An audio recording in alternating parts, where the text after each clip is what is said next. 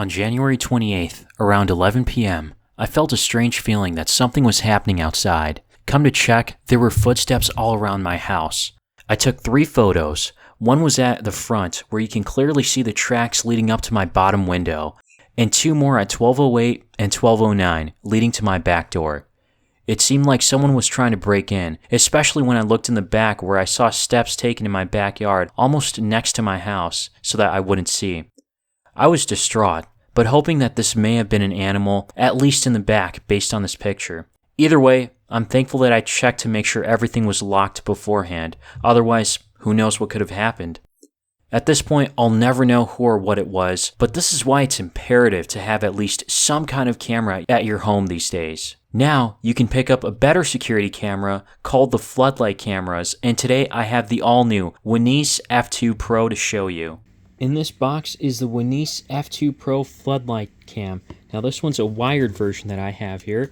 It also mentions the brand story on the side, which I'm not going to go through everything, but it does mention the quick features here, including a 180-degree viewing angle, 3000 lumen brightness, 2K Quad HD or QHD with a 4 megapixel, 100 decibel siren, 110 decibel siren, that'll scare people away, and person vehicle detection. On the other side, it reminds you that there is an app for this, a dedicated app.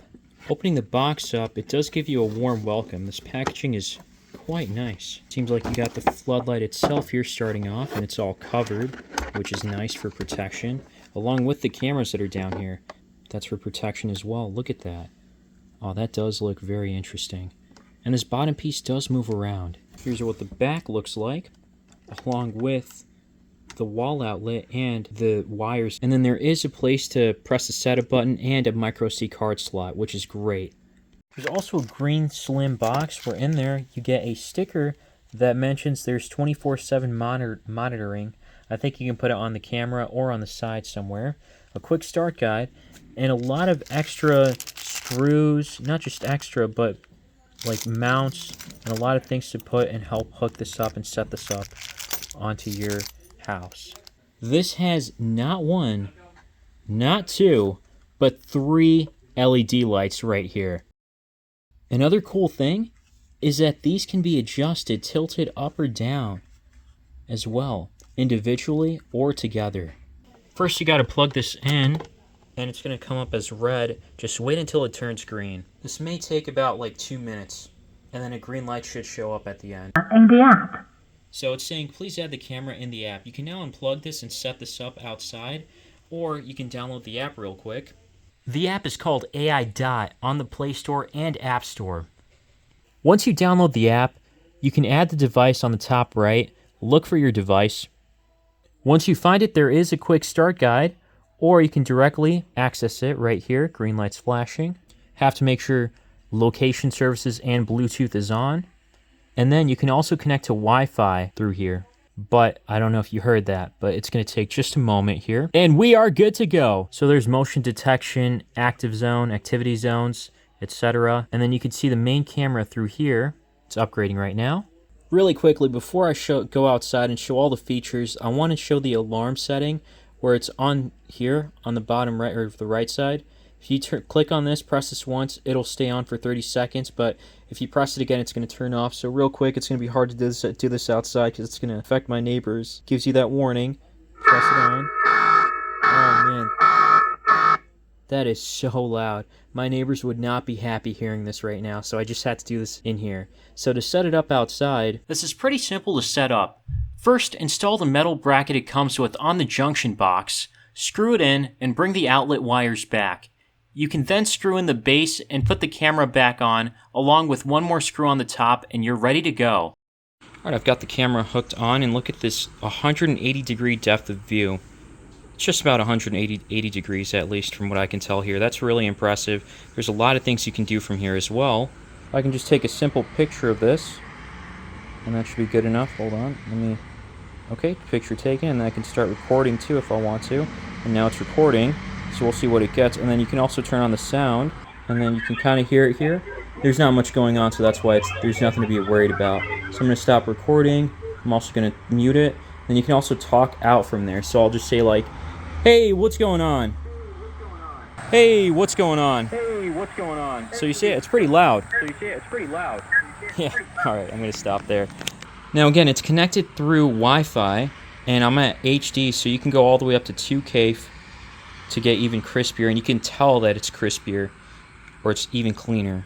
Now I'm going to do the quick test to see if the motion detection does work, and it's going to start like activating. That definitely startled me. But there's a lot of stuff you can do on the app. It also vibrates when there is someone around. I do have motion detection on, and it seems like it took my picture. I'm pretty far away from my Wi-Fi, so I think it might disconnect my phone, my device. One of my favorite modes on the app too is the events page. This shows you exactly when like someone was there for motion detection, and you can go back a few dates too. Back before like September or the previous week. And there are some mentions here like on the 21st when mainly I was using it and setting it up. You can see here. And recently too, and I'm not sure if you can see, but it kind of highlights the area where the camera noticed the motion detection, which is pretty impressive actually. So this one is with me obviously down there recording everything, and it also zooms in pretty well too. Like I can kind of see my face here and what I'm wearing as well. That is pretty impressive. Yeah, wow. You see how far I can keep going. So this is the farthest I can go, and all the way from back here I can zoom in to my whole body. This is great if you have some unwanted visitor. You can kind of zoom in and see exactly who it was, report it to the police or whoever it may be. So that's really why this is amazing. Along with the lights and everything else, this thing is really the go-to for security cameras, and I'd recommend it. Now that it's nighttime, you'll see that this is in black and white because the infrared is on. So if we go into settings and change it to turn it off, see that night vision is at auto. So if we turn it off to always off, then it's going to go back into color. And we are good to go here. And I think that's pretty impressive. Showing this much color just shows it has a low aperture lens, and that's really good for the nighttime. It won't make the colors look really dull or anything, and it's going to be easily visible. Things are going to be easily visible. Now it's complete darkness. I can't see anything, but surprisingly enough, the aperture lens is so low that you can still see some color here. And on top of that, you can also turn on the light, and this is at 100%. Wow, look at how bright this thing got. This pretty much lit up my entire backyard here, or the part where it's at. That's really impressive. And then you can turn this down if you want to from 100% to 55 or even lower. And 10% is really low light here, but regardless, it's just amazing how versatile this thing is. And just turn it off completely too. If you're in the market, there's no question about it. Winice has made a compelling security camera for everyone to use.